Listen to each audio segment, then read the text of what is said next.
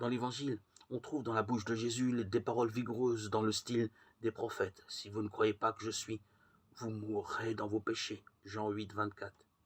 Il cherche par là à secouer les élites religieuses de l'époque qui sont bien placées pour le reconnaître et qui pourtant ferment leurs yeux à la lumière par peur ou suffisance. Il veut leur faire prendre conscience de l'enjeu de leur comportement. Se rendent-ils compte qu'ils sont en train de passer à côté de la vie véritable? En chaque homme et chaque femme, la recherche de Dieu comporte un élément de lutte intérieure. On est placé devant un choix toujours à refaire, le choix de la lumière, de la vie, qui ne fait qu'un avec l'amour. Que certains fassent ce choix en dehors d'une connaissance explicite du Christ est reconnu dans le prologue du 4e évangile, Jean 1, 1, 14. Le Verbe était la lumière véritable qui éclaire tout homme, verset 9.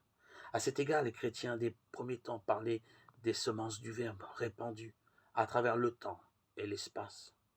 Si quand vint la plénitude du temps, Galates 4, 4, le Verbe s'est fait chair en Jésus-Christ.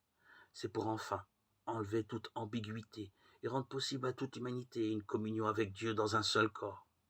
Le Verbe fait chair n'abolit pas les semences qui le précédaient, mais plutôt leur donne un maximum de consistance.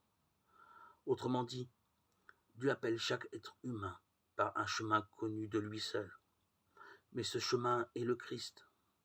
Et celui qui reste fidèle à l'appel divin au fond de son cœur reconnaîtra tôt ou tard que peut-être à son insu, il vivait du Christ.